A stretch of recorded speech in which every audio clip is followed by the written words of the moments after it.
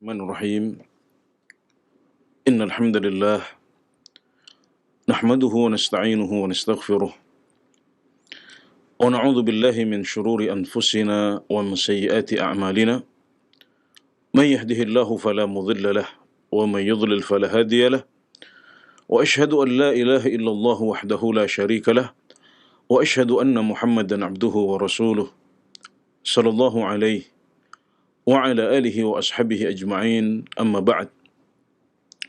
Para pendengar dan pemirsa yang dirahmati Allah subhanahu wa ta'ala, masih bersama kajian penjelasan kitab Al-Arba'in An-Nawawiyah, Al-Arba'un fi Mabadi'il Islam, Al-Arba'un fi Mabadi'il Islam wa Qawa'idil Ahkam. 40 hadis tentang dasar-dasar Islam dan pokok-pokok hukum agama, karya Al-Imam An-Nawawi rahimahullahu ta'ala.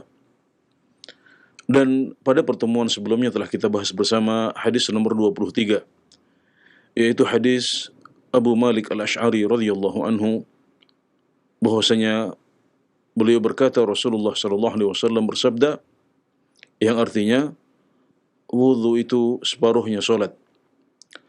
Alhamdulillah bisa memenuhi mizan timbangan amalan kebaikan.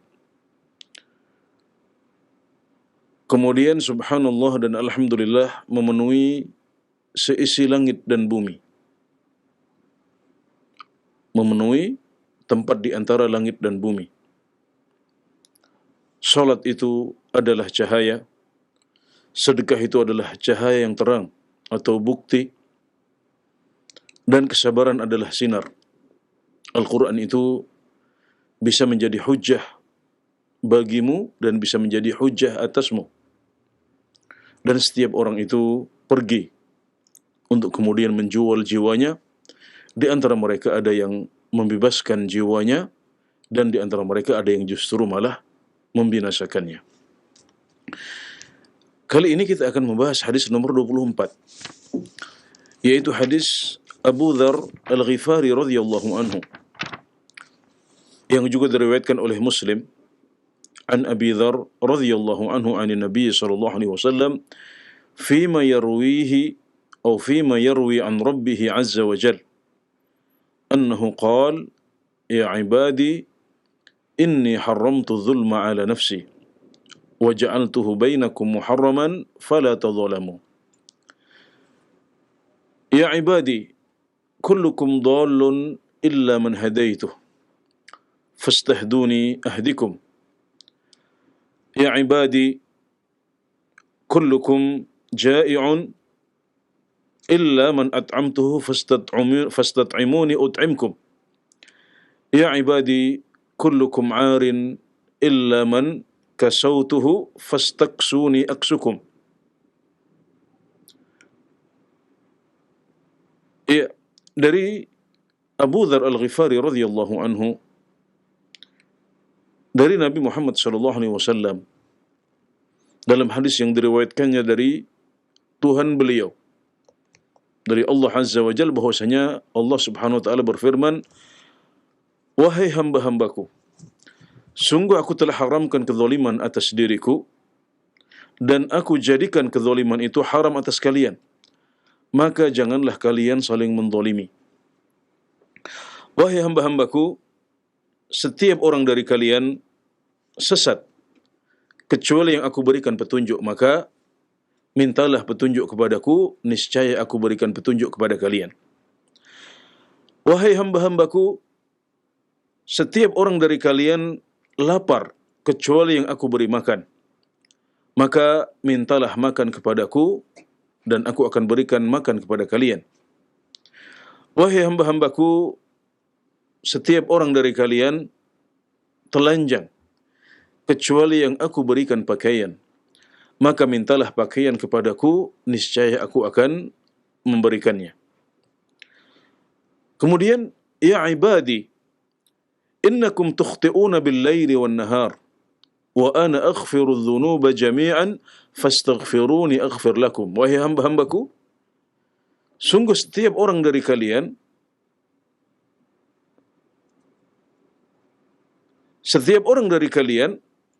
salah di malam dan siang, dan aku mengampuni dosa semuanya. Maka beristighfarlah kepadaku, niscaya aku akan mengampuni kalian. Ya ibadi, innakum lan tablughu dhurri fatadhurruni wa lan tablughu naf'i fatanfa'uni. Wahai hamba-hambaku, sungguh setiap orang dari kalian, wahai hamba-hambaku, sungguh kalian tidak bisa mendatangkan manfaat atau bahaya untukku. Maka, sekali lagi saya ulangi, wahai hamba-hambaku, sungguh kalian tidak bisa mendatangkan bahaya untukku, dan kalian juga tidak bisa mendatangkan manfaat untukku. Ya ibadi, law anna awwalakum wa akhirakum wa insakum wa jinnakum kanu ala atqa qalbi rajulin wahidin minkum ma zada dhalika fi mulki syai'an. Ya ibadi, law anna awwalakum wa akhirakum wa insakum wa jinnakum kanu ala afjari qalbi rajulin wahidin minkum ma naqasa dhalika min mulki syai'an.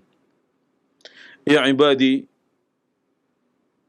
law anna awwalakum wa akhirakum wa insakum wa jinnakum qamu fi sa'idin wahidin fasa'aluni fa'ataitu kulla wahidin mas'alatahu ma naqasa dhalika mimma 'indi illa kama yanqusul mikhyatu idza udkhila al-bahr. Wahai hamba-hambaku, kalau orang yang pertama dari kalian dan orang yang terakhir, jin dan manusia semuanya, memiliki hati yang paling bertakwa, maka itu tidak akan menambah kekuasaanku, sedikit pun. Wahai hamba-hambaku, kalau seandainya orang yang pertama dari kalian dan orang yang terakhir, yang manusia dan yang jin, semuanya memiliki hati yang paling durhaka, maka itu juga tidak akan mengurangi kekuasaanku sama sekali. Wahai hamba-hambaku, kalau seandainya orang yang pertama dari kalian sampai yang terakhir, bangsa jin dan manusia semuanya berdiri di sebuah tanah lapang, kemudian mereka semuanya meminta kepadaku, dan aku memberikan masing-masing orang apa yang dia minta, maka itu tidak akan mengurangi hartaku, itu tidak akan mengurangi harta yang ada padaku, kecuali sebagaimana berkurangnya air laut saat dicelupkan jarum ke dalamnya. Ya ibadi, innama hiya a'malukum uhsiha lakum thumma uwaffikum iyaha faman wajada khairan falyahmadillah wa man wajada ghayra dhalika fala yalumanna illa nafsah. Wahai hamba-hambaku, sesungguhnya ini adalah amalan kalian. Aku mencatatnya untuk kalian, kemudian memberikan balasannya untuk kalian. Maka barang siapa yang mendapatkan kebaikan, hendaklah dia memuji Allah, dan barang siapa yang mendapatkan selain itu, maka hendaknya dia tidak mencela kecuali dirinya sendiri. Rawahu Muslim, hadis riwayat Muslim. Ya, ini adalah sebuah hadis yang panjang diriwayatkan oleh Muslim rahimahullahu taala dari Abu Dzar Al-Ghifari. Abu Dzar Al-Ghifari sebelum ini juga sudah kita kenalkan saat menjelaskan hadis nomor 18. Hadis ittaqillaha haitsu ma kunta. Bertakwalah kepada Allah dimanapun engkau berada. Dan sedikit mengulang kembali tentang sirah atau biografi beliau. Beliau adalah Jundub bin Junadah Al-Ghifari radhiyallahu anhu, yang merupakan salah satu sahabat yang pertama kali masuk Islam. Beliau termasuk as-sabiqun al-awwalun, dan terhitung sebagai sahabat nomor 5 atau nomor 6 yang pertama kali masuk Islam, dan wafat pada tahun 32 Hijriah. Dalam hadis ini beliau meriwayatkan dari Rasulullah SAW sebuah hadis qudsi. Hadis qudsi adalah firman Allah Subhanahu wa taala tapi bukan merupakan bagian dari Al-Qur'an. Dia adalah termasuk hadis, tapi berupa firman Allah Subhanahu wa taala. Jadi firman Allah Subhanahu wa taala bisa berupa ayat-ayat Al-Qur'an dan bisa juga dalam bentuk hadis-hadis yang oleh para ulama diistilahkan sebagai hadis qudsi. Maka hadis Abu Dzar Al-Ghifari yang merupakan hadis nomor 24 dalam Arba'in Nawawiyah ini termasuk contoh dari hadis qudsi tersebut. Di sini beliau menyebutkan, yaitu An-Nawawi menyebutkan bahwasanya diriwayatkan dari Abu Dzar dari Nabi SAW dalam riwayat beliau dari Tuhan beliau, yaitu Allah Subhanahu wa taala dan Tuhan kita semuanya, bahwasanya dia, Allah Subhanahu wa taala berfirman, "Wahai hamba-hambaku, sungguh telah aku haramkan kezaliman atas diriku dan telah aku jadikan kezaliman haram atas kalian. Maka jangan kalian saling menzalimi." Ya, ini adalah sebuah hadis yang sangat panjang dan kita akan bahas sedikit demi sedikit, sepotong demi sepotong, dan potongan pertama adalah firman Allah Subhanahu wa taala, "Wahai hamba-hambaku, sungguh aku telah haramkan kezaliman atas kalian dan aku jadikan kezaliman, sungguh aku telah haramkan kezaliman atas diriku dan aku telah jadikan kezaliman haram atas kalian, maka jangan kalian saling menzalimi." Zalim artinya adalah meletakkan sesuatu tidak pada tempatnya. Orang yang menyembah selain Allah Subhanahu wa taala berarti dia telah meletakkan ibadah tidak pada tempatnya. Memberikan ibadah tidak di tempat yang seharusnya, yaitu untuk Allah Subhanahu wa taala. Maka orang yang berbuat syirik, menyembah selain Allah Subhanahu wa taala, beribadah kepada selain dia, dia telah berbuat zalim. Dan inilah yang dimaksud oleh perkataan Allah Subhanahu wa taala, firman Allah Subhanahu wa taala menceritakan tentang Luqman dalam wasiat beliau kepada putra beliau.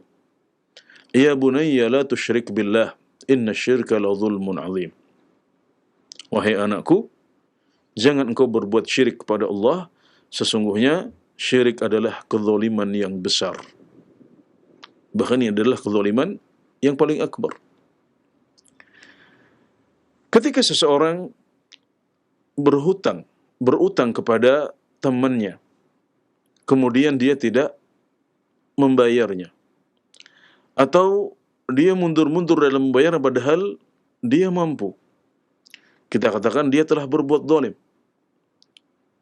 Dia telah berbuat zalim karena menyikapi utang ini dengan tidak adil, menempatkan utang dengan tidak pada tempatnya. Ini juga disebut sebagai kezaliman, dan ini mencakup kezaliman secara umum. Allah Subhanahu wa taala telah mengharamkan kezaliman atas dirinya. Jadi Allah tidak mungkin untuk berbuat zalim. Sebagaimana firman Allah Subhanahu wa taala, "Innallaha la yadhlimu mithqala dzarrah." Sungguh Allah Subhanahu wa taala tidak berbuat zalim, tidak menzalimi meskipun hanya sebesar dzarrah. Dzarrah artinya adalah semut kecil.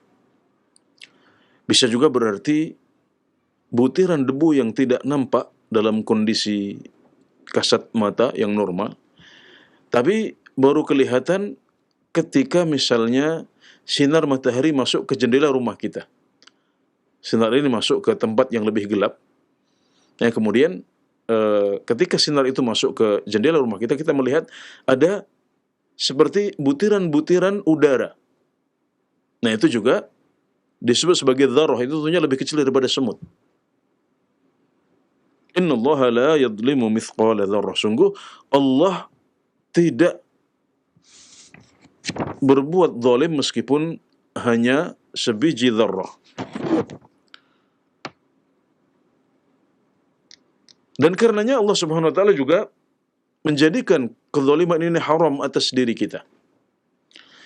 Jadi menghadapi potongan hadis yang pertama ini, kita dituntut untuk memiliki beberapa sikap. Yang pertama adalah percaya dan beriman bahwasanya Allah tidak pernah berbuat zalim.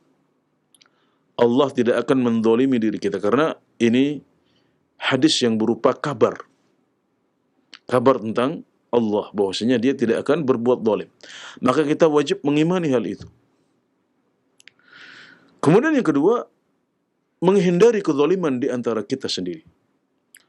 Menghindari kezaliman di antara hamba-hamba Allah, di antara manusia, di antara umat Islam. Kita tidak boleh berbuat zalim kepada mereka, bahkan kepada non-muslim sekalipun.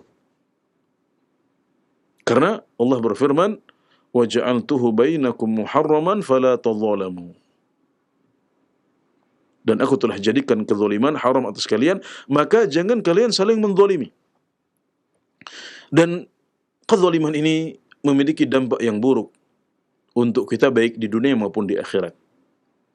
Dalam sebuah hadis sahih disebutkan bahwasanya tidak ada dosa yang lebih cepat mendatangkan musibah.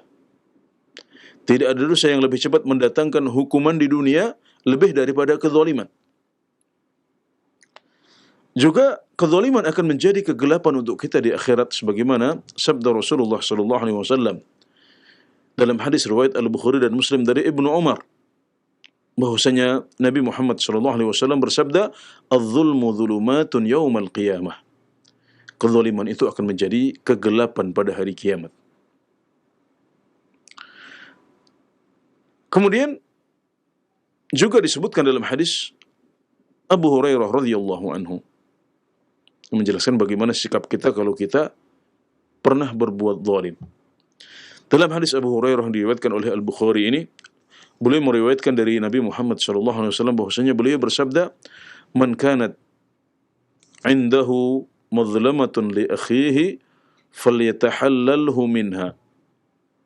Fa innahu laysa thamma dinarun wala dirham min qabli an yu'khadha li akhihi min hasanatihi fa id lam yakun lahu hasanat ukhidha min sayyiati akhihi faturihat alaihi."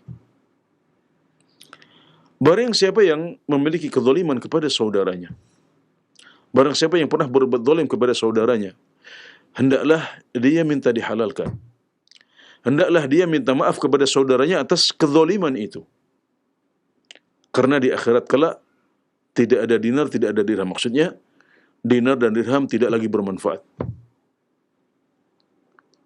Hendaklah kita meminta maaf kepada saudara yang kita zalimi itu sebelum Allah subhanahu wa ta'ala mengambil kebaikan kita untuk diberikan kepada orang yang kita zalimi. Ini hukumannya. Dan kalau seandainya kita sudah tidak punya kebaikan lagi, maka keburukan dan dosa-dosa orang yang kita zalimi akan dilemparkan dan ditimpakan kepada kita. Na'udzubillah min dzalik. Sungguh sangat buruk akibat kezaliman kepada sesama ini. Dia akan membuat kita dihukum di dunia. Dia akan membuat kita rugi besar di akhirat, dinaungi oleh kegelapan, dan kebaikan-kebaikan kita diberikan kepada orang yang kita zalimi. Dan kalau seandainya kebaikan kepada kita sudah habis, maka keburukan-keburukan mereka akan ditimpakan kepada kita. Na'udzubillah min dzalik. Kemudian Allah subhanahu wa ta'ala berfirman dalam hadis ini, "Ya ibadi, kullukum dhallun illa man hadaituh, fastahduni ahdikum." Wahai hamba-hambaku, setiap orang dari kalian sesat, kecuali yang aku berikan petunjuk. Maka mintalah petunjuk kepadaku, niscaya aku akan beri. Ya, dalam hadis qudsi ini, Allah subhanahu wa ta'ala menjelaskan bahwasanya setiap kita ini bodoh sebelum belajar. Setiap kita ini butuh untuk meminta hidayah kepada Allah subhanahu wa ta'ala.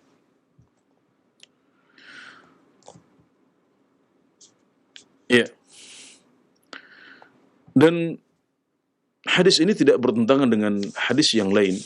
Misalnya hadis Iyad bin Himar radhiyallahu anhu yang diriwayatkan oleh Muslim. Beliau meriwayatkan dari Nabi Muhammad sallallahu alaihi wasallam bahwasanya Allah Subhanahu wa taala berfirman, "Khalaqtu 'ibadi hunafa fajtalathumul syayatin." Khalaqtu 'ibadi hunafa, wa fi riwayah Muslimin, fajtalathumul syayatin. Aku telah menciptakan hamba-hambaku dalam keadaan lurus. Dalam sebuah riwayat disebutkan dalam keadaan Islam. Kemudian setan yang membuat mereka menyimpang. Atau misalnya juga hadis yang lain. Kullu mauludin yuladu 'alal fitrah. Setiap orang yang dilahirkan itu dilahirkan dalam keadaan fitrah. Fa abawahu yunassiranihi aw yuhawidanihi aw yumajjisani. Maka kedua orang tuanya yang akhirnya membuat dia Nasrani atau Yahudi atau Majusi. Atau kama qala Nabi alaihi salatu wassalam. Jadi hadis qudsi ini tidak memiliki pertentangan atau kontradiksi dengan hadis-hadis yang masyhur di kalangan kita. Bahwasanya kita dilahirkan dalam keadaan lurus, dalam keadaan di atas fitrah. Karena kedua hadis ini menjelaskan bahwasanya kita memiliki potensi untuk menerima hidayah. Kita memiliki potensi untuk menjadi orang-orang yang lurus. Namun untuk bisa sampai ke sana maka kita butuh belajar. Karena saat kita dilahirkan, kita dalam keadaan tidak tahu. Sebagaimana firman Allah Subhanahu wa taala, "Wallahu akhrajakum min butuni ummahatikum la ta'lamuna syai'an." Dan Allah Subhanahu wa taala telah mengeluarkan kalian dari perut-perut ibunda kalian dalam keadaan kalian tidak mengetahui apapun. Juga firman Allah Subhanahu wa taala, "Wa wajadaka dhallan fahada." Dan dia Allah Subhanahu wa taala mendapatimu wahai Rasulullah dalam keadaan tidak tahu. Dhal di sini artinya adalah tidak tahu. Sebelum beliau mendapatkan wahyu, sebelum beliau diajari oleh Allah Subhanahu wa taala, Nabi Muhammad SAW tidak mengetahui hukum-hukum. Beliau banyak tidak tahu. Fahada, kemudian Allah Subhanahu wa taala memberikan petunjuk kepada beliau. Ya, jadi sebelum kita belajar, sebelum kita mendapatkan hidayah dari Allah Subhanahu wa taala, kita adalah orang-orang yang tidak tahu hidayah. Kita tidak tahu petunjuk. Meskipun ada potensi pada diri kita untuk merengkuh hidayah, ada potensi untuk berada di atas Islam, ada potensi untuk berada di atas fitrah. Tapi harus ada proses belajar. Maka beginilah cara mengkompromikan ya hadis-hadis yang dirasa ada kontradiksi. Ya, pada hakikatnya tidak ada kontradiksi. Zahirnya mungkin bagi sebagian orang ada semacam kontradiksi. Tapi demikianlah para ulama mengkompromikan antara beberapa hadis yang nampak memiliki kontradiksi ini. Jadi hadis-hadis yang baru saya sebutkan tadi menjelaskan bahwasanya kita punya potensi untuk mendapatkan hidayah. Kita punya potensi untuk masuk Islam, punya potensi untuk berada di atas fitrah. Tapi untuk bisa sampai ke sana kita harus belajar. Dan sebelum itu kita masih bodoh, kita belum mendapatkan petunjuk itu. Maka inilah yang dimaksud dengan firman Allah Subhanahu wa taala, "Wahai hamba-hambaku, setiap orang dari kalian sesat kecuali yang aku berikan petunjuk. Maka mintalah petunjuk kepadaku, niscaya aku akan berikan." Kemudian hadis ini juga menunjukkan bahwasanya kita butuh untuk meminta petunjuk kepada Allah Subhanahu wa taala. Mungkin sebagian kita mengatakan, bukankah kita sudah mendapatkan jalan yang lurus? Kita sudah diberikan taufik untuk bisa memeluk Islam, maka mau hidayah apa lagi? Ibnu Rajab Al-Hambali menjelaskan bahwasanya setiap kita membutuhkan petunjuk dengan dua macamnya. Yang pertama adalah petunjuk yang global, hidayah mujmalah, yaitu berubah hidayah kepada Islam dan iman. Dan ini sudah dimiliki oleh setiap mukmin. Tapi untuk hidayah Islam dan iman ini pun meskipun kita sudah punya, kita butuh taufik untuk bisa istiqomah di atasnya. Kemudian yang kedua, macam hidayah yang kedua adalah hidayah yang terperinci. Hidayah mufassalah, yaitu hidayah untuk mengetahui bagian-bagian agama secara terperinci. Hidayah untuk memahami tentang tauhid dan pembatal-pembatal tauhid. Hidayah untuk mengetahui tentang sunnah dan bid'ah. Hidayah untuk mengetahui kewajiban-kewajiban agama. Juga hal-hal yang diharamkan oleh agama kita. Ya, ini semuanya adalah hidayah mufassalah, hidayah yang terperinci. Dan ini tentunya belum terwujud pada setiap muslim. Belum terwujud pada setiap muslim. Karena kita butuh dua petunjuk ini, kita diperintahkan oleh Allah Subhanahu wa taala untuk terus meminta hidayah. Bahkan dalam sehari semalam paling tidak kita meminta kepada Allah hidayah sebanyak 17 kali. Dengan doa yang wajib kita baca di setiap rakaat salat kita, yaitu firman Allah Subhanahu wa taala, ihdinas siratal mustaqim. Ya Allah, berikan kepada kami petunjuk menuju jalan yang lurus. Ya, jadi jangan katakan kita sudah mendapatkan hidayah maka kita tidak perlu lagi untuk minta hidayah. Karena untuk hidayah yang mujmalah, hidayah yang global, hidayah kepada Islam dan iman, meskipun itu sudah kita dapatkan, kita masih butuh untuk bisa istiqamah di atas jalan ini. Sedangkan hidayah yang kedua, maka tidak semua umat Islam memilikinya. Tidak semua umat Islam memahami bagian-bagian agama secara terperinci, maka kita semuanya butuh untuk mendapatkan hidayah dari Allah Subhanahu wa taala untuk jenis hidayah yang kedua ini. Ya, kemudian Allah Subhanahu wa taala berfirman, "Ya ibadi, wahai hamba-hambaku," langsung saya terjemahkan saja karena waktu yang terbatas. "Setiap orang dari kalian lapar kecuali yang aku berikan petunjuk. Maka mintalah makanan kepadaku, niscaya aku akan beri. Wahai hamba-hambaku, sungguh setiap orang dari kalian telanjang kecuali yang aku berikan pakaian, maka mintalah pakaian kepadaku, niscaya aku akan beri." Ini menunjukkan bahwasanya kita sangat membutuhkan anugerah dan pemberian dari Allah Subhanahu wa taala. Ya, kita tidak bisa memiliki makanan kecuali kalau Allah memberikannya kepada kita. Kita tidak bisa berpakaian kecuali kalau Allah Subhanahu wa taala memberikannya kepada kita dan menganugerahkannya. Jadi kita perlu, ya, bahkan di sini kita diperintahkan oleh Allah Subhanahu wa taala, minta pakaian kepada Allah, minta baju kepada Allah. Yang ini menunjukkan bahwasanya kita tidak hanya diperintahkan untuk meminta kepada Allah dalam urusan-urusan akhirat seperti hidayah saja, tapi kita juga diperintahkan untuk meminta kepada Allah dalam urusan-urusan duniawi kita. Jangan malu untuk meminta kepada Allah makanan, pakaian, minuman, semua yang apa kita butuhkan untuk kehidupan kita. Dan itu justru menunjukkan ya kesempurnaan, justru menunjukkan kesempurnaan penghambaan kita kepada Allah. Semakin kita butuh kepada Allah, semakin kita merendahkan hati kita kepada Allah, semakin kita menunjukkan kebutuhan kita kepada Allah, maka semakin sempurna penghambaan kita kepada Allah. Dan Allah suka itu. Allah memerintahkan kita untuk banyak meminta, bahkan dalam urusan-urusan dunia kita. Karena diriwayatkan dari sebagian salaf bahwasanya mereka minta kepada Allah Subhanahu wa taala sampai pada hal-hal yang sangat detail dan remeh. Mereka berdoa kepada Allah untuk bisa mendapatkan garam dapur, atau bisa mendapatkan pakan untuk ternak mereka, karena kesempurnaan penghambaan mereka kepada Allah Subhanahu wa taala.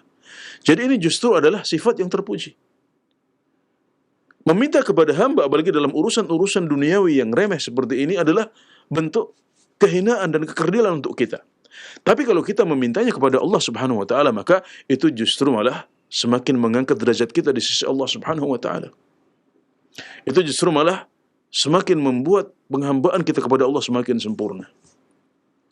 Dan ini sesuai dengan sabda Nabi Muhammad SAW yang diriwayatkan oleh Tirmidzi dengan sanad yang dihasankan oleh sebagian ulama, di antaranya Ibnu Hajar Al-Asqalani, dan dilemahkan oleh sebagian yang lain. Ini adalah sabda Nabi Muhammad SAW yang redaksinya, liyas'al ahadukum rabbahu hajatahu kullaha, hatta yas'alahu shis'a na'lihi idza qata'. Hendaklah seorang di antara kalian meminta kepada Tuhannya, meminta kepada Allah Subhanahu wa taala semua hajat dan keperluannya, sampai meminta kepada Allah tali sendalnya yang putus. Minta ganti tali sendal, karena kalau tali sendal kita putus, kita tidak akan bisa mendapatkannya kecuali dengan izin dari Allah Subhanahu wa taala. Kalau garam dapur kita habis, kita tidak akan bisa mendapatkannya kecuali dengan izin dari Allah Subhanahu wa taala. Kalau pakan ternak kita, kalau pakan ternak kita habis, kita nggak akan bisa mendapatkannya kecuali kalau Allah menganugerahkannya kepada kita. Ini dijelaskan oleh Ibnu Rajab Al-Hambali dalam Jami'ul Ulum wal Hikam. Dan saat membahas hal ini, beliau menyebutkan bahwasanya diriwayatkan dari sebagian salaf bahwasanya mereka membenci, tidak suka untuk meminta kepada Allah Subhanahu wa taala permintaan-permintaan yang berhubungan dengan urusan dunia mereka. Kemudian beliau komentari bahwasanya ini adalah sebuah kesalahan. Yang lebih benar, yang lebih tepat adalah mengamalkan sunnah Nabi Muhammad SAW.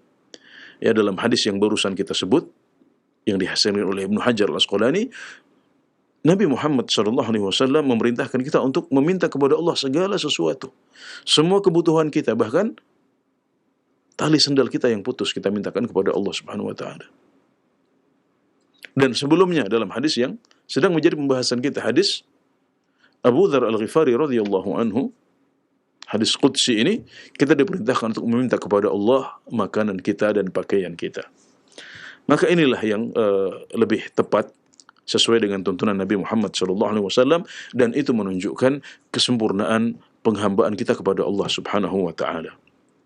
Dan ini menjadi logis, menjadi lebih mudah diterima kalau kita mengingat bahwasanya berdoa adalah ibadah kepada Allah Subhanahu wa taala. Maka semakin banyak kita berdoa, semakin banyak kita meminta, itu semakin membuat pahala kita menumpuk di sisi Allah Subhanahu wa taala. Karena Nabi Muhammad SAW bersabda, "Ad-du'a'u huwal ibadah." Doa itu adalah ibadah. Doa itu adalah intinya ibadah. Maka bahkan sebelum kita berpikir tentang apakah permintaan kita akan diterima oleh Allah Subhanahu wa taala, apakah Allah akan memberikan kepada kita garam dapur, apakah Allah akan memberikan kepada kita pakan ternak, atau tali sendal yang baru yang kita minta, sebelum ada pembahasan itu, kita sudah mendapatkan pahala dulu di sisi Allah Subhanahu wa taala saat kita menengadahkan tangan kita kepada Allah untuk memintanya perkara-perkara yang kecil dalam urusan duniawi kita ini. Ya, selanjutnya Allah Subhanahu wa taala berfirman, "Ya ibadi, innakum tukhti'una bil-laili wan-nahar wa ana aghfiru adh-dhunuba jami'an fastaghfiruni aghfir lakum." Wahai hamba-hambaku, sungguh kalian berbuat salah di malam dan siang hari, dan aku mengampuni dosa semuanya. Maka beristighfarlah kepadaku, niscaya aku akan ampuni kalian. Firman Allah ini menunjukkan keluasan rahmat Allah Subhanahu wa taala dan keluasan ampunannya untuk hamba-hambanya.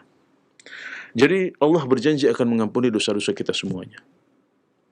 Dalam hadis yang lain beliau menjelaskan, kalau seandainya dosa kalian mencapai setinggi langit, maka Allah akan ampuni dosa itu semuanya. Maka ini adalah sebuah anugerah yang besar dari Allah Subhanahu wa taala, karena kita adalah hamba-hamba yang tidak luput dari berbagai kesalahan. Bahkan kesalahan kita banyak. Makanya di sini Allah mengatakan, "Innakum tukhti'una bil-laili wan-nahar." Sungguh kalian berbuat salah di siang dan malam hari. Maka dalam hadis yang lain disebutkan bahwasanya Allah Subhanahu wa taala membuka tangannya, membentangkan tangannya di malam hari agar orang-orang yang berbuat dosa di siang hari bertaubat, dan membentangkan tangannya di siang hari agar orang-orang yang berbuat dosa di malam hari bertaubat di siang hari. Allahu Akbar. Ya, dan Allah mengampuni semua dosa kita kalau kita mau mengakui dan meminta maaf kepada Allah Subhanahu wa taala. Sebagaimana sabda Nabi Muhammad sallallahu alaihi wasallam di hadis yang lain,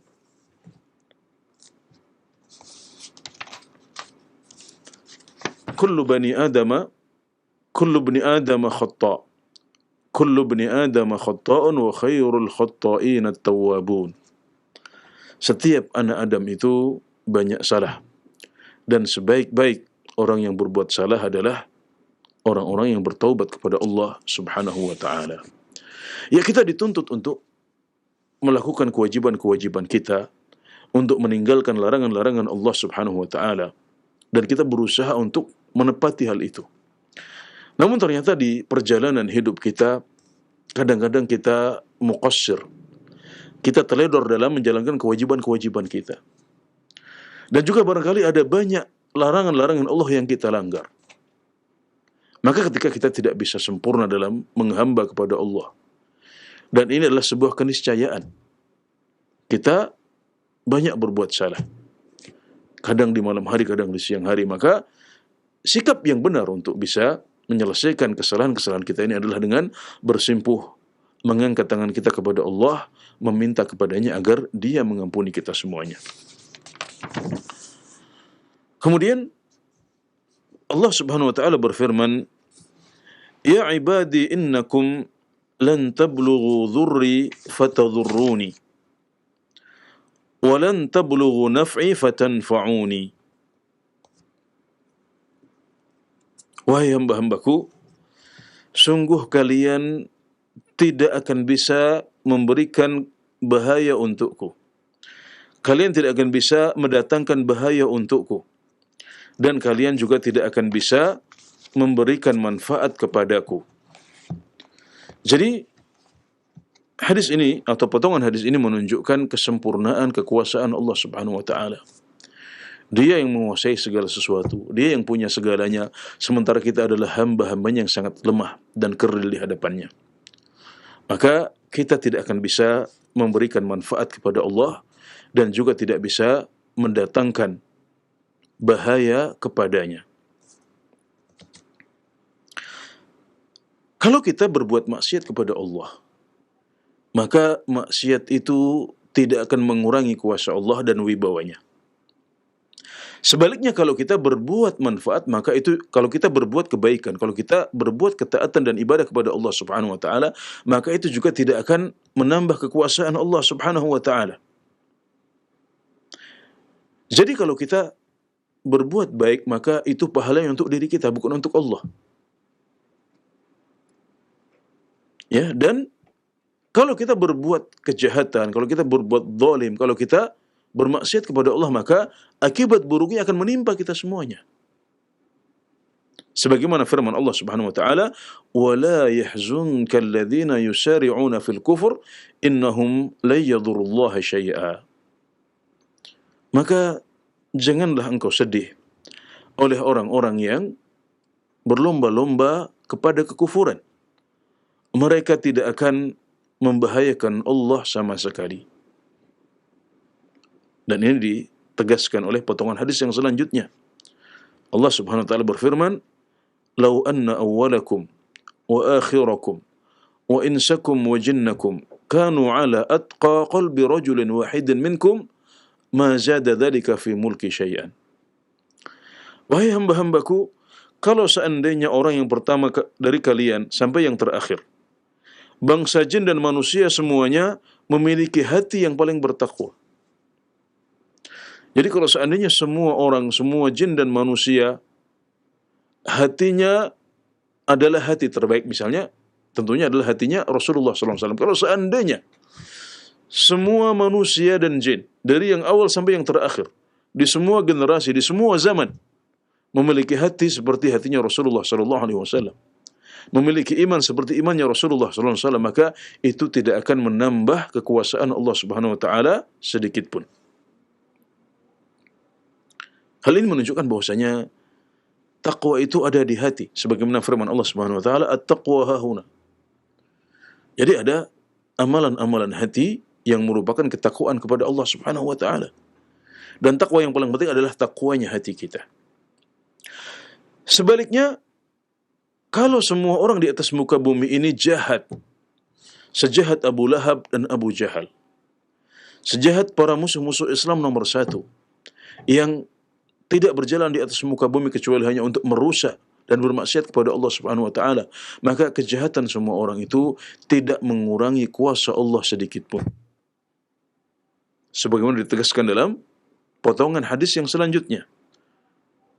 Lau anna awwalakum wa akhirakum wa insakum wa jinnakum kanu ala afjari qalbi rajulin wahidin minkum ma naqasa dhalika min mulki syai'an.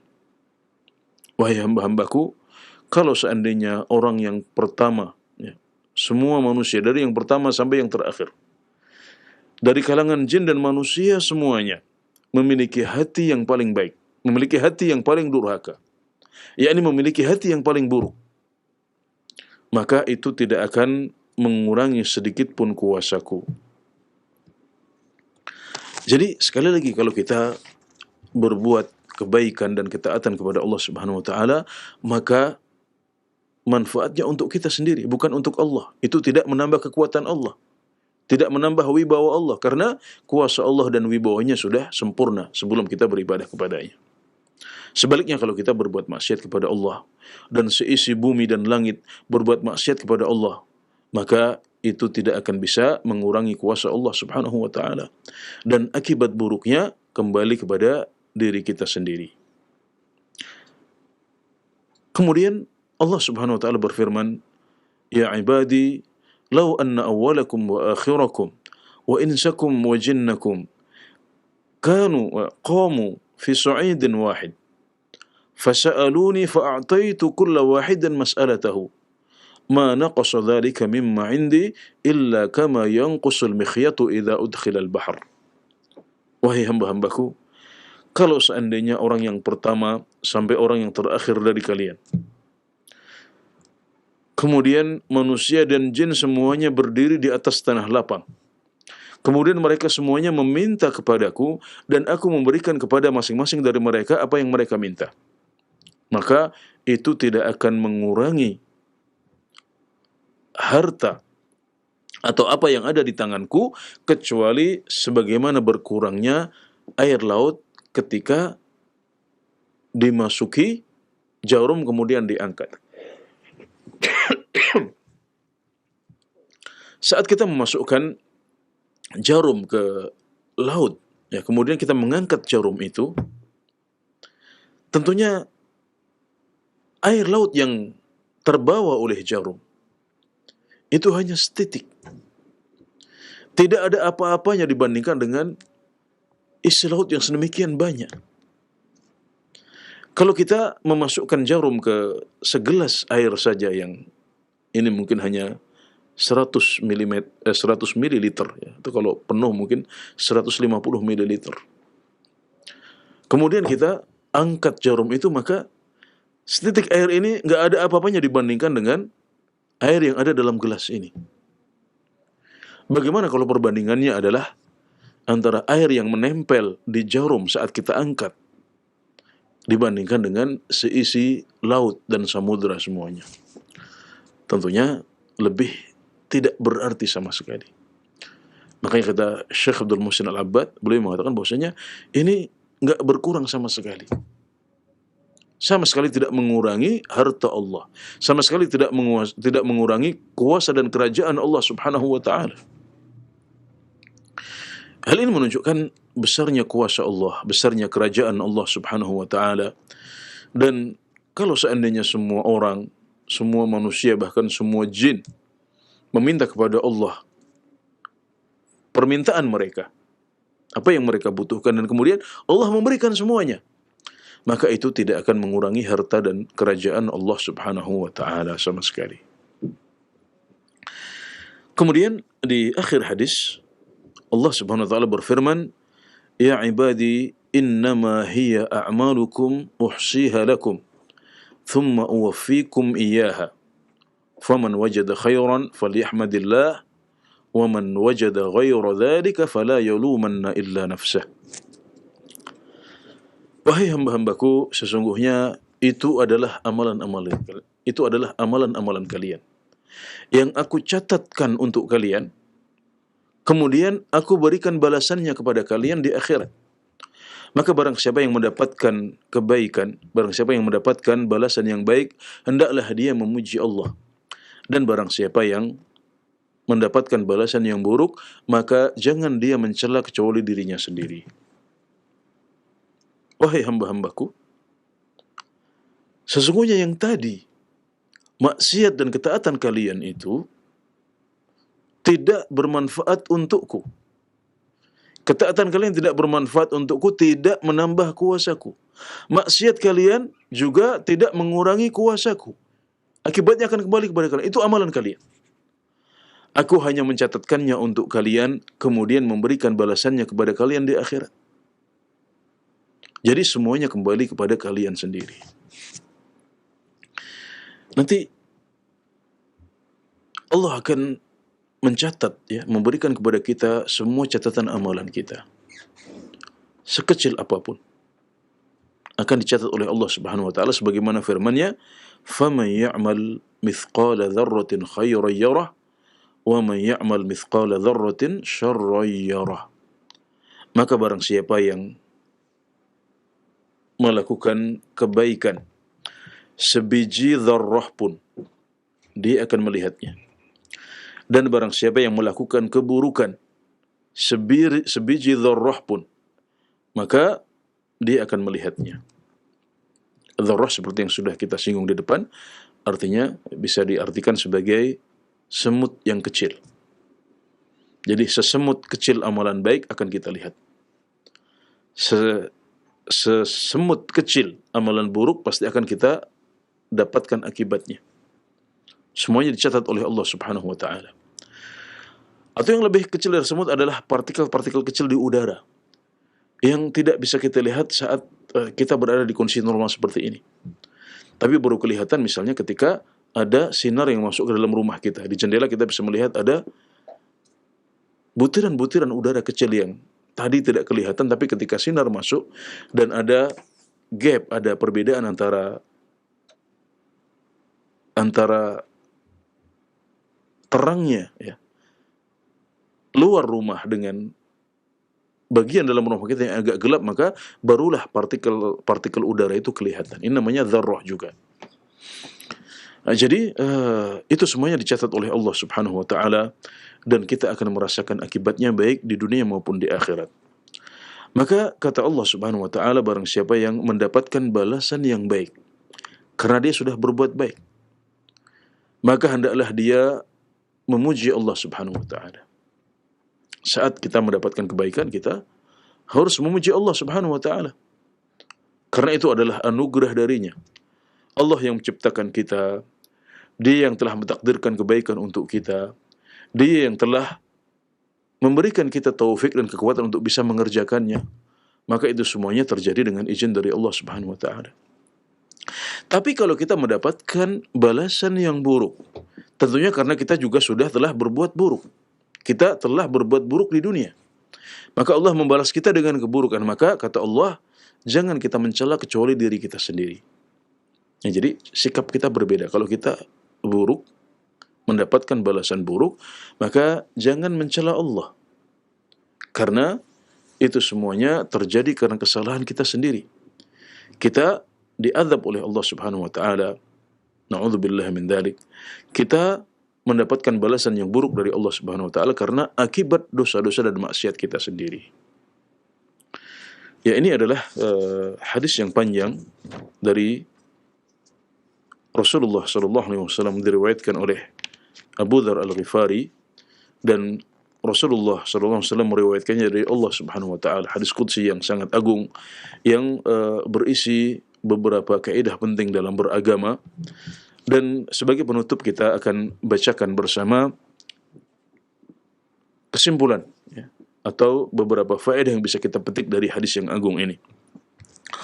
Yang pertama, bahwasanya di antara hadis-hadis yang diwariskan oleh Nabi Muhammad SAW kepada kita, ada yang namanya hadis qudsi, yaitu hadis yang diriwayatkan oleh Nabi Muhammad SAW dari Allah Subhanahu wa taala. Maka ini adalah firman Allah, tapi bukan bagian dari Al-Qur'an, tapi termasuk dalam khazanah hadis dan sunnah Nabi Muhammad SAW. Kemudian yang kedua, bahwasanya Allah Subhanahu wa taala mengharamkan kezaliman atas dirinya.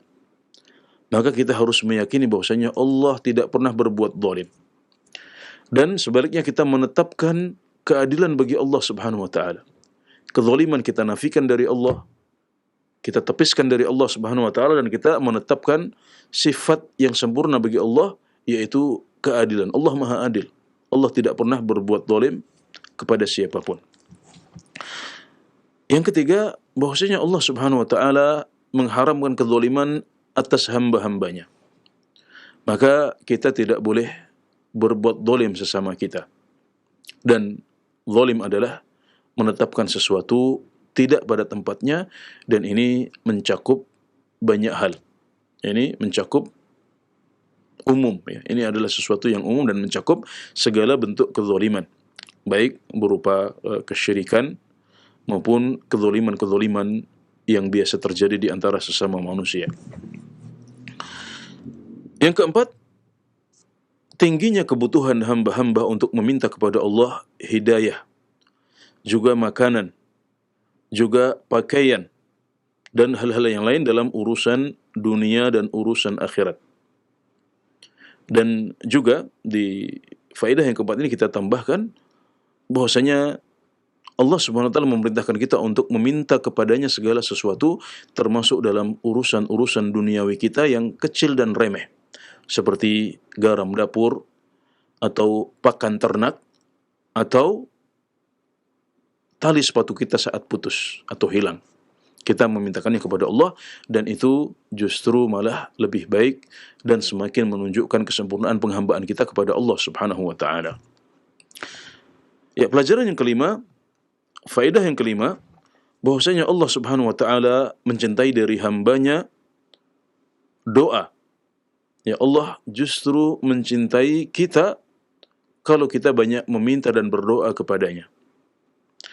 Kemudian yang keenam, kesempurnaan kuasa Allah Subhanahu wa taala, dan bahwasanya hamba-hambanya tidak bisa mendatangkan manfaat untuknya atau memberikan bahaya kepadanya. Kalau mereka berbuat maksiat, bahayanya untuk diri mereka sendiri, dan kalau mereka berbuat baik, maka akibat baiknya kembali kepada diri mereka sendiri. Yang ketujuh, bahwasanya semua hamba tidak lepas dari kesalahan. Maka ketika mereka teledor dan berbuat maksiat atau salah, kewajiban mereka adalah bertobat kepada Allah dan beristighfar kepadanya. Pelajaran ke-8, bahwasanya takwa dan durhaka itu bisa terjadi di hati kita. Karena di sini, dalam hadis ini, Allah Subhanahu wa taala berfirman, kalau seandainya semua orang dari yang pertama sampai yang terakhir, yang jin maupun manusia, memiliki hati yang terbaik. Ini menunjukkan bahwasanya takwa itu ada di hati. Karena Allah menyebutkan kalau seandainya semuanya memiliki hati yang terbaik. Kalau seandainya semuanya memiliki hati yang paling takwa atau hati yang paling durhaka, ini menunjukkan bahwasanya takwa dan durhaka itu bisa terjadi pada hati kita. Faedah yang ke-9, bahwasanya kekuasaan Allah Subhanahu wa taala tidak bertambah dengan ketaatan orang-orang yang taat, dan juga tidak berkurang karena maksiatnya orang-orang yang berbuat maksiat. Pelajaran ke-10, kesempurnaan kekayaan Allah Subhanahu wa taala dan kerajaannya. Dan bahwasanya apapun yang diminta hamba, apapun yang didapatkan hamba dari Allah Subhanahu wa taala, itu sama sekali tidak mengurangi harta dan kuasa Allah Subhanahu wa taala. Pelajaran nomor 11,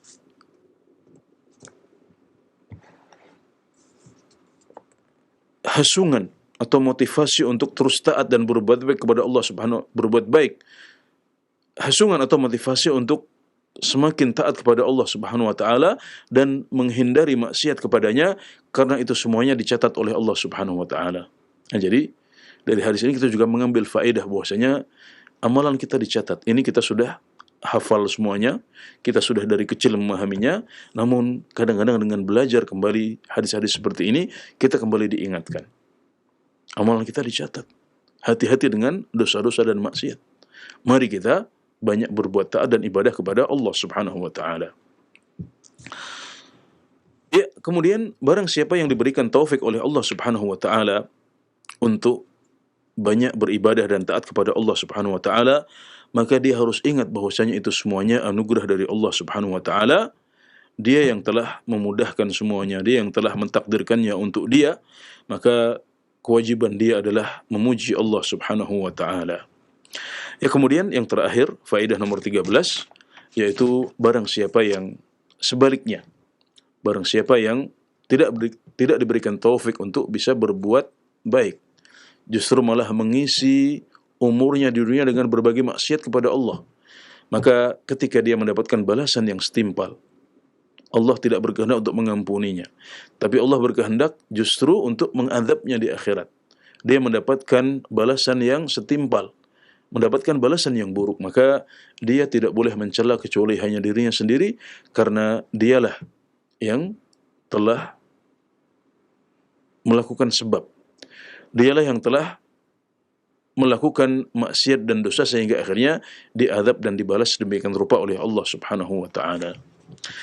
Ya, intisari atau faedah dari hadis yang agung ini saya ambilkan dan saya bacakan dari kitab Fathul Qawiyyil Matin, karya Syekh Abdul Muhsin Al-Abbad Al-Badr hafizahullah taala.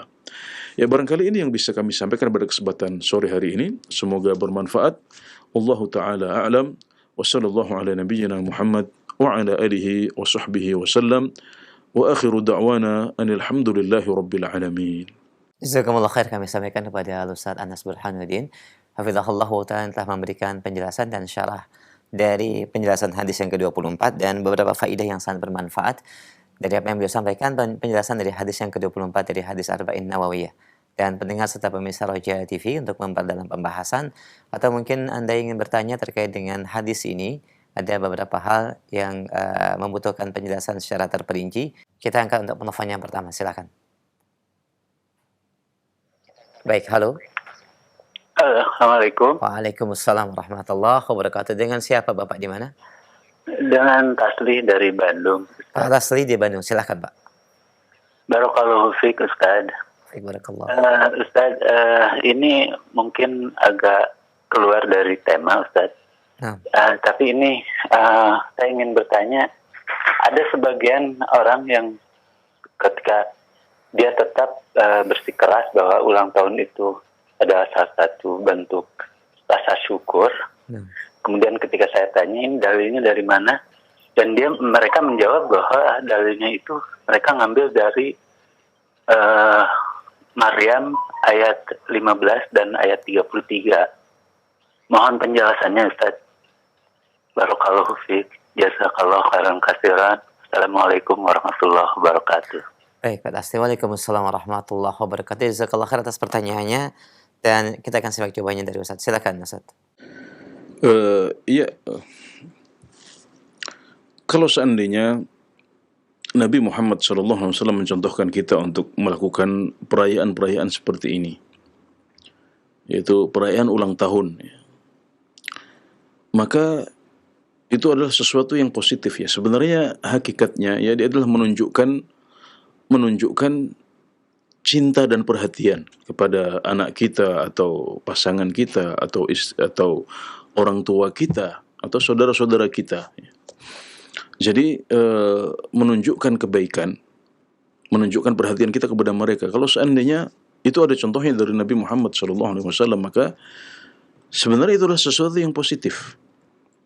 Namun Nabi Muhammad SAW ya tidak pernah mencontohkan seperti itu. Para sahabat beliau ya, para tabi'in, para ulama ya tidak pernah mengenal yang seperti itu. Dan mereka adalah orang-orang yang paling bersemangat untuk mengejar kebaikan. Mereka adalah orang-orang yang paling bersemangat untuk meraih ridha Allah Subhanahu wa taala dan memperbanyak pahala ketika mereka masih hidup di dunia. Namun mereka tidak pernah melakukan hal itu, dan hal seperti ini justru kita dapatkan dari orang-orang non-muslim. Mereka yang memulai upacara-upacara seperti ini, termasuk mereka yang memperingati kelahiran Nabi Isa alaihi salam, kemudian juga memperingati hari ulang tahun mereka setiap tahun. Jadi ini adalah sebuah budaya yang muncul dari orang-orang non-muslim. Adapun Nabi Muhammad SAW, para sahabat, kemudian para tabi'in dan para ulama salafus soleh, mereka tidak mengenal hal-hal seperti ini. Karenanya para ulama yang mu'tabar, ya, para ulama senior, ya, termasuk yang hidup di zaman kita, ya, mereka mengatakan bahwasanya ini adalah bentuk tasyabbuh, ya, bentuk tasyabbuh, bentuk menyerupai, ya, menyerupai kaum selain muslimin. Dan kita ingat bahwasanya Nabi Muhammad SAW, ya, senantiasa mengingatkan kita untuk tidak menyerupai mereka, di mana beliau mengatakan, man tasyabbaha biqaumin fahuwa minhum, barang siapa yang menyerupai suatu kaum maka dia adalah bagian dari mereka. Beliau juga dalam beberapa hadis disebutkan khaliful yahud, ya, selisilah orang-orang Yahudi, jangan kalian menyerupai mereka. Dalam banyak hal beliau mengingatkan kita untuk menghindari budaya mereka atau meniru budaya mereka. Bahkan beliau sangat bersemangat untuk menyelisihi mereka.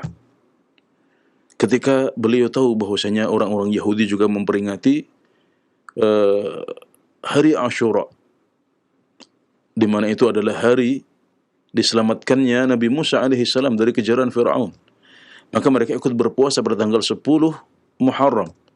Maka ketika beliau tahu itu, beliau mengatakan, la in ishtu ila qabil la asumanna at-tasi'. Kalau seandainya saya hidup sampai tahun depan, maka saya akan puasa pada tanggal 9 juga. Maksudnya tanggal 9 puasa, tanggal 10 puasa. Nah, ini menunjukkan semangat beliau untuk menyelisihi budaya, ya, orang-orang non-muslim, bahkan pada ibadah yang syar'i, ibadah yang ada contohnya dari Nabi Muhammad SAW. Beliau ingin menunjukkan bahwasanya kita beda, kita tidak meniru mereka. Nah, bagaimana kemudian orang-orang pada zaman kita, ya, ini mungkin salah satu akibat dari hegemoni, ya, dari kemajuan orang-orang non-muslim, kemajuan negara-negara barat, ya, sehingga mereka begitu berpengaruh. Mereka begitu dikagumi oleh sebagian umat Islam yang kehilangan jati diri. Kehilangan umat Islam yang salah dalam memilih teladan dan idola. Ketika mereka melihat, ya, di film-film, di film atau di berita-berita bahwasanya mereka biasa melakukan hal itu, maka mereka merasa itu sebagai keren, itu sebagai sesuatu yang bagus. Ya, padahal Nabi Muhammad SAW dan para sahabat beliau tidak pernah mencontohkannya. Dan kalau yang dimaksudkan adalah tadi ingin menghormati orang lain, memberikan kebahagiaan pada mereka, maka para sahabat dan Nabi Muhammad SAW adalah orang-orang yang paling bersemangat untuk melakukan hal itu. Tapi mereka melakukannya dalam bentuk lain. Sepanjang tahun, tidak hanya di hari kelahiran saja, mereka menghormati, berbuat baik kepada mereka tanpa harus menimbulkan perayaan-perayaan seperti ini. Dan adanya banyak perayaan, termasuk perayaan hari besar agama atau perayaan pribadi-pribadi seperti ini, bertentangan dengan apa yang dicontohkan oleh Nabi Muhammad SAW. Ya, dalam sebuah hadis sahih disebutkan bahwasanya ketika Nabi Muhammad SAW datang ke kota Madinah, beliau mendapati orang-orang di kota Madinah memiliki 2 hari di mana mereka bermain-main di situ. Itu adalah hari perayaan pada zaman jahiliyah dahulu. Kemudian ketika beliau datang, beliau mengatakan, aku telah datang ke kota Madinah dan mendapati kalian memiliki 2 hari untuk bermain, untuk bersenang-senang.